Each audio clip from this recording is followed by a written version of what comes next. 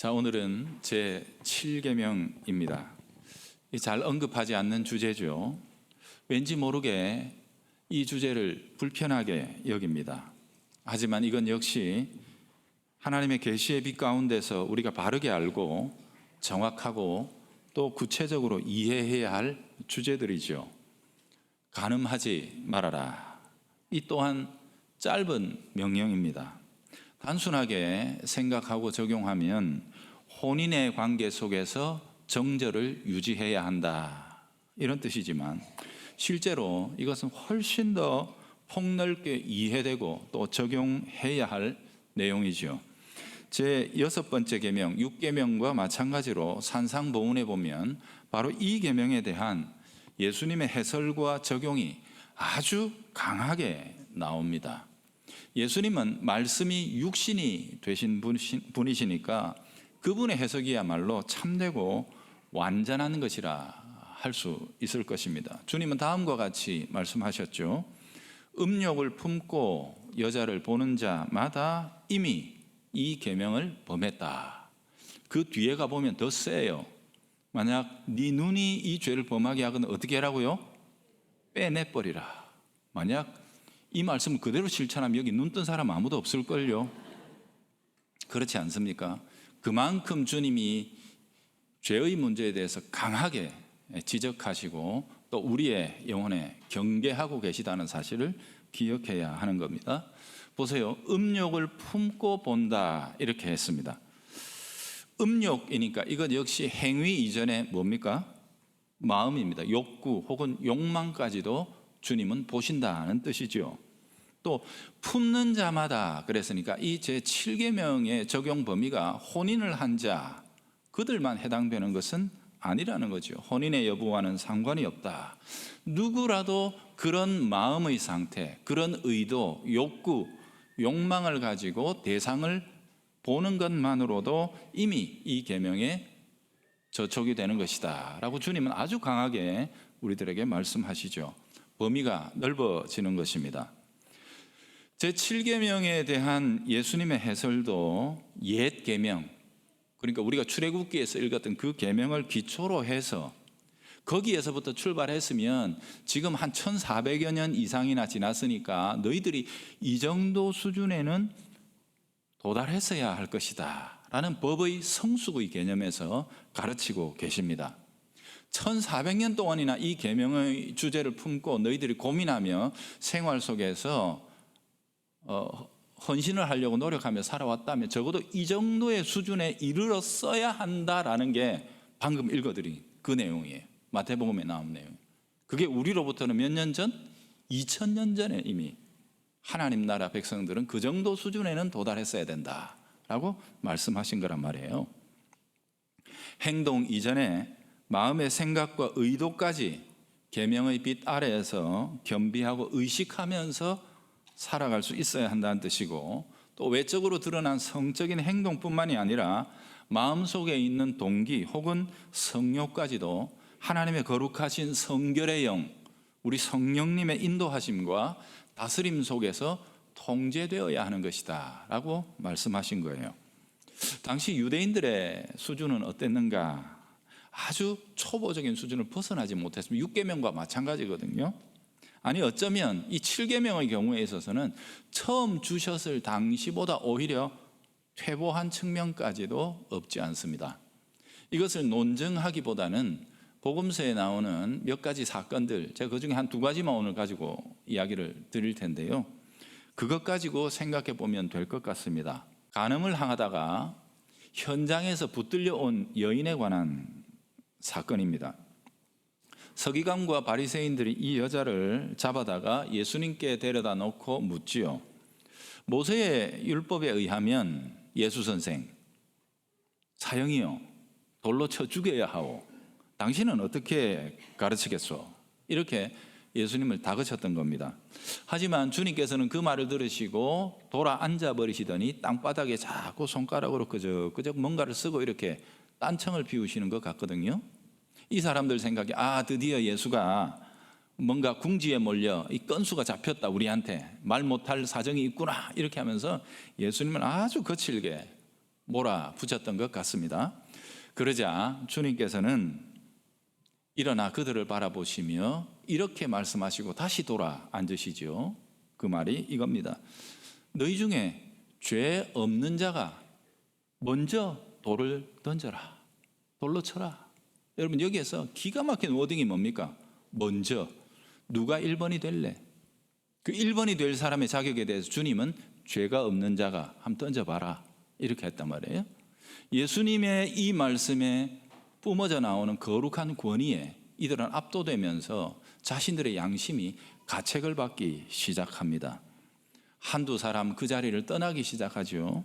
나중에는 모두 돌아가 버렸습니다. 그렇게 분기탱천해서 죽여야 한다라고 그렇게 몰아붙였던 바리새인들마저 다 사라지고 없습니다.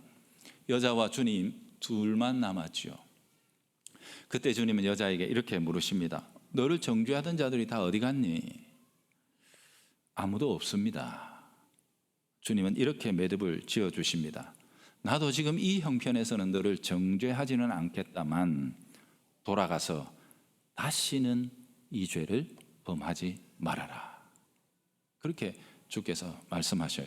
그렇게 이 해프닝이 끝이 나는데요, 많은 주석서들이 이 사건을 예수님의 무한한 용서와 사랑의 관점에서 해석을 합니다. 물론 그런 측면이 있지요. 그러나 이 본문 속에 사실 담겨 있는 어쩌면 더 중요한 요소는 공의입니다. 공의의 측면에서 주님은 여기에 접근하고 계시다는 것을 기억해야 합니다.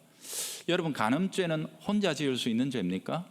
물론 아까 마태복음 5장에 나오는 예수님의 훨씬 강화된 간음죄 적용 이해의 예에서 보면 혼자 마음으로 생각만 한 것도 주님은 범했다 하셨으니까, 그런데 이 케이스에서 보면은요, 이 케이스에 문제가 됐던 간음죄는 둘이, 그것도 현장에서 적발대가 현행범으로 끌려온 상황 아닙니까? 그죠? 그러니 절대로 혼자서 지은 죄가 아닙니다.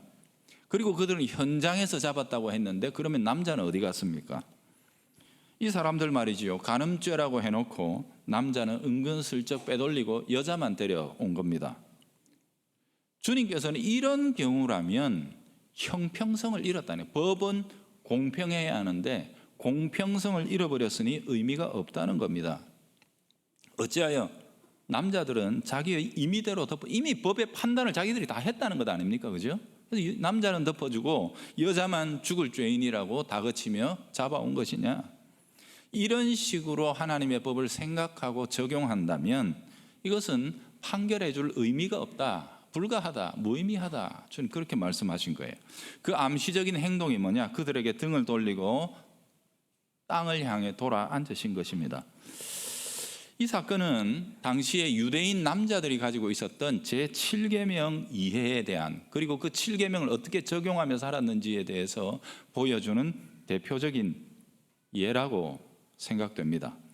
자의적으로 너는 빠져라 해놓고 여자만 데려온 거지요. 물론 다른 속셈이 있습니다. 당시에 유대인 남자들은 다 자기들 안전장치를 만들어 놓고 이런 짓 했거든요. 그러다 보니까 여기에 대해서 주님이 이런 식으로 판결하실 걸 알고 어떻게든지 남자에게서 예수님의 인기, 관심을 끊어버리려고 하는 악한 시도들도 여기에는 분명히 있었겠지요. 자, 어쨌든 주님은 공평을 상실해버린 법 판단과 적용을 무의미하다고 보십니다. 하나님의 법에 있어서는 남자만 있지 않고 여자도 있으며 남자와 여자는 다르지만 동등하다 하는 것입니다. 우월하지 않다는 겁니다, 남자가. 그래서 이것을 제가 not same, 같지 않다, 그러나 but equal, 동등하다라는 말로 설명을 자주 했죠. 남자와 여자가 하나님의 형상으로 같다는 사실을 성경은 누누이 강조하고 있지만 이들은 기본적인 그 법의 정신, 성경의 스피릿은 버리고 자기들이 편리한 대로 이걸 가져다가 이용하는 것입니다. 그리고 그것으로 법의 창시자이신 예수님을, 주님을 시험하려고 지금 덤비고 있는 거죠. 주님은 단호하게 거절하셨습니다. 그런 식으로 한다면 어떤 판결도 의미가 없는 것 아니냐. 그러니 주님께서는 그들을 향해서는 단호하게 거절하는 모습을 보이시고 다시 돌아서 여자에게도 아주 선명하게 말씀하십니다. 내가 지금 현 상황에서 너를 보호해 주는 것 같지만 아니다. 죄는 명백하게 죄다. 죄가 죄 아닐 수는 없는 것이다. 그러니 너도 돌아가 다시는 죄를 범하지 말아라 라고 여자에게도 아주 명백하고 클리어하게 이 상황을 말씀해 주셨던 거죠. 자, 또 하나의 다른 예를 들어봅시다. 마태복음 19장에 나오는 일인데요. 이번에도 또 바리새인들입니다. 그들이 예수님께 와서 묻습니다. 어떤 이유가 있어서 아내를 내버리는 것이 옳습니까? 여러분, 이 사람들이 이렇게 얘기하면 예수님 대답이 대충 어떻게 나올 거라는 걸 짐작하니까 이런 질문을 했겠죠, 그죠?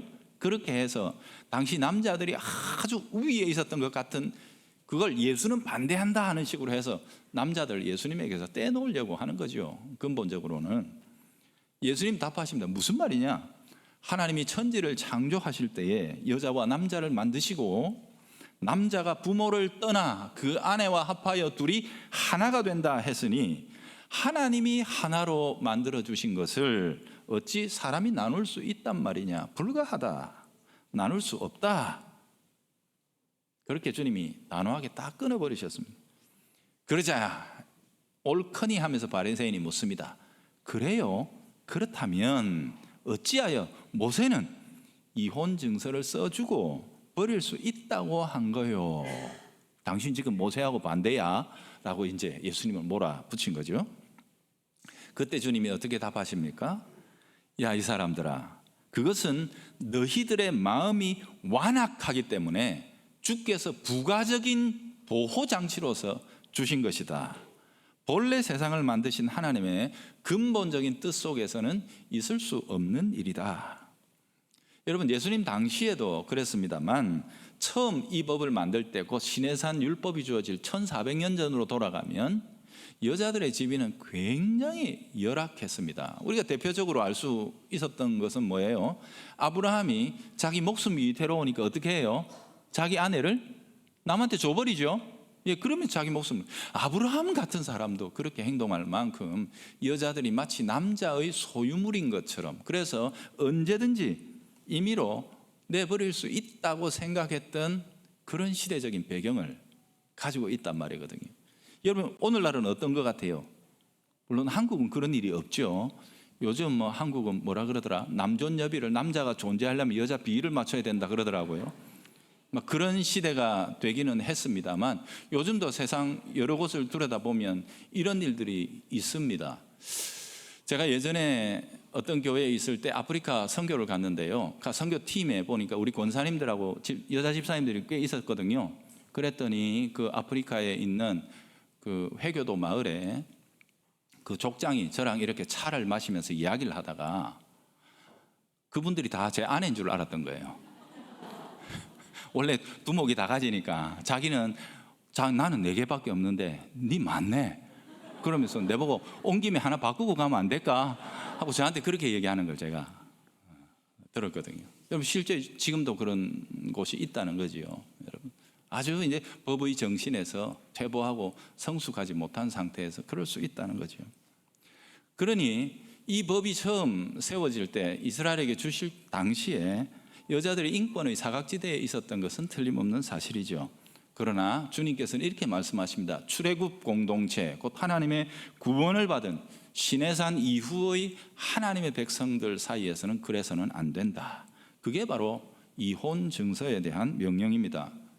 그 당시의 문화가 아주 저급한 수준에 있었기 때문에 어쩔 수 없이 달아주었던 이 단서 조항, 옛 조항을 마치 이게 불변의 진리인 것처럼 여긴다면 그간에 지나간 세월들이 부끄럽게 되는 거죠. 증서를 왜 주라고 했느냐? 하나님 나라에서는 세상처럼 아내에 대해서 함부로 대해서는 안 된다는 것을 못 박아 두신 것입니다.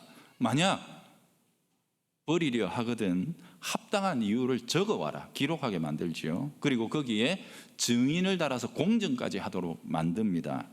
그렇게 확실하게 객관적으로 어쩔 수 없다고 확인된 경우에만 허락해 줄 수 있다.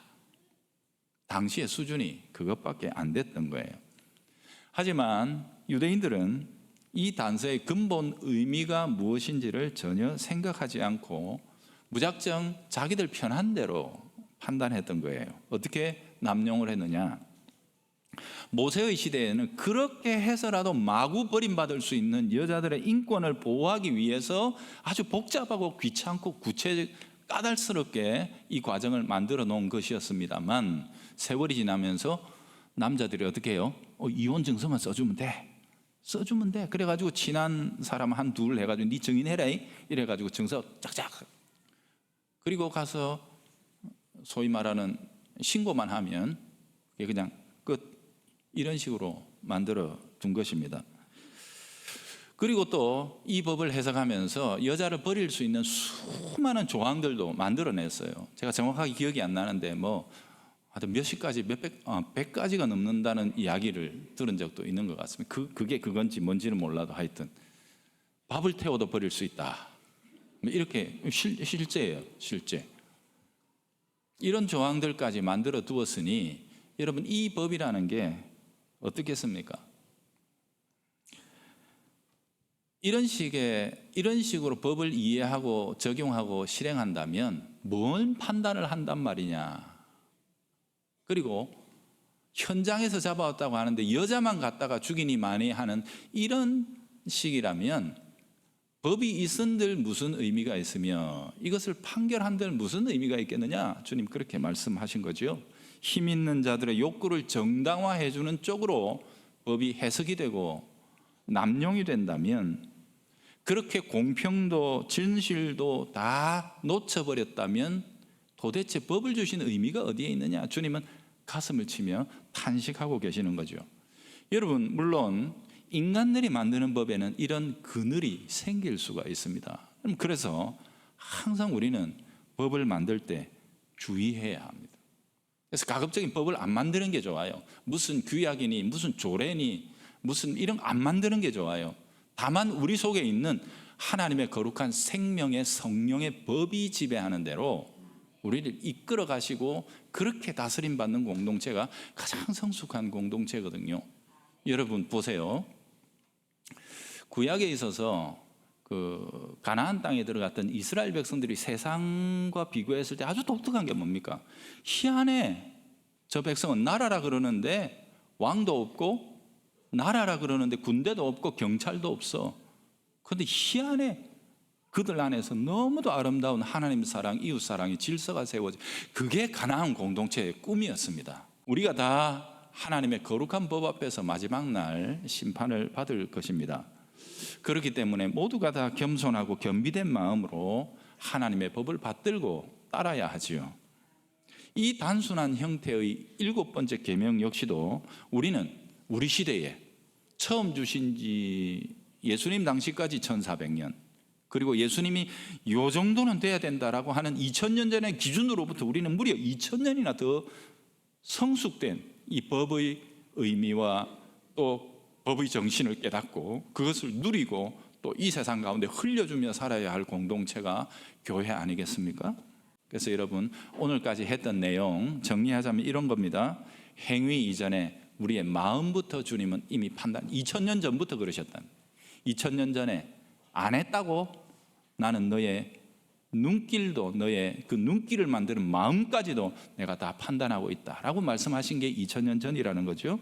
그 다음에 주님은 이 법을 적용하는 데 있어서 남자는 조금 괜찮다, 여유가 있다, 그런 거 없다는 겁니다. 공평하다, 하나님은 그렇게 말씀하셨고, 그리하여 하나님의 언약 백성은 세상이 이 문제에 대해서 어떻게 판단하고 어떻게 문화가 흘러가든지 간에 세상에 통용되는 그 흐름을 거스르고 우리에게 있는 거룩하고 순결한 법의 정신, 곧 우리 심령 속에 하나님의 법을 새기시고 그것을 우리가 준행하도록 이끌어 가시는 성결의 영, 거룩하신 순결하신 성령님의 인도하심에 따라서 세상이 깜짝 놀랄 만큼의 아름답고 또 거룩하고 정결한 법의 준행자들이 되어 이 세상을 살아갈 수 있는 하나님의 백성들이 되어야 한다 하는 것입니다.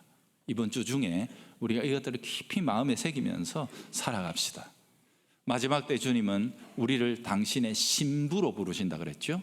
신부라고 그랬습니다.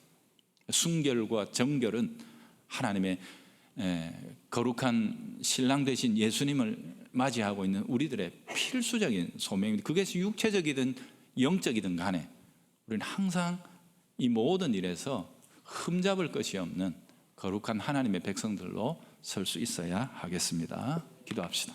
하나님 아버지, 우리를 순결한 삶으로 부르시는 하나님의 은혜로우신 초청 앞에서 우리가 마음을 다해 끝없이 회개하면서 끝없이 우리의 영혼을 쳐서 복종시키면서 조금씩 이 주제에 있어서도 성숙해가고 우리의 생각과 마음까지도 하나님 앞에 순결하고 거룩하게 세워져 나갈 수 있는 주의 백성들이 되게 하여 주옵소서. 예수님 이름으로 기도합니다. 아멘.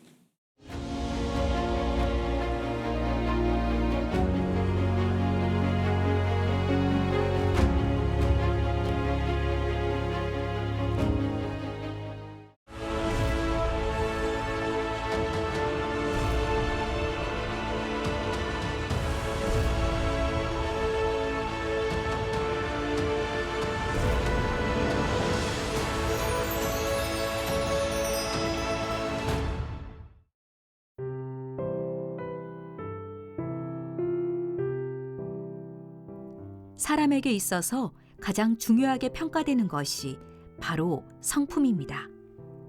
그렇다면 가장 좋은 성품은 무엇일까요? 바로 성령의 8번째 열매인 온유입니다. 온유는 히브리어인 아나와에서 유래한 단어로 자기를 낮추며 겸손하다의 의미와 온화하고 부드럽다는 의미를 갖고 있습니다. 그리고 헬라어로는 프라우스로 방향을 의미하는 단어인데요. 하나님을 향하고 사람을 향한 올바른 자세를 뜻하기도 합니다. 성경 인물에서 온유함으로 칭찬받는 대표적인 사람은 누구일까요? 바로 모세입니다. 여호와께서 모세와만 말씀하셨느냐? 우리와도 말씀하지 아니하셨느냐 하매 여호와께서 이 말을 들으셨더라. 이 사람 모세는 온유함이 지면의 모든 사람보다 더하도다.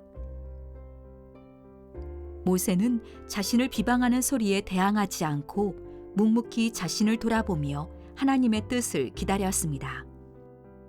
너희 중에 선지자가 있으면 나 여호와가 환상으로 나를 그에게 알리기도 하고 꿈으로 그와 말하기도 하거니와 내 종 모세와는 그렇지 아니하니 그는 내 온 집에 충성함이라. 모세의 온유함은 하나님과 바른 관계를 유지함으로써 얻어진 후천적 기질이었습니다. 예수님께서도 온유한 자는 자기 땅을 기업으로 받는다고 하였습니다. 또한 온유한 사람은 겸손히 하나님을 예배하는 사람입니다.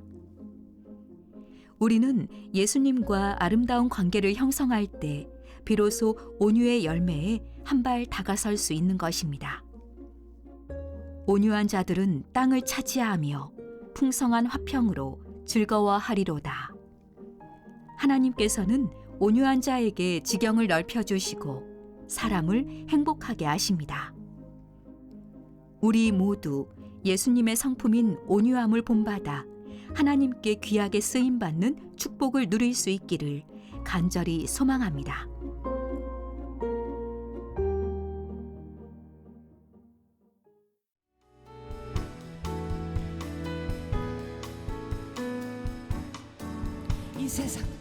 이 세상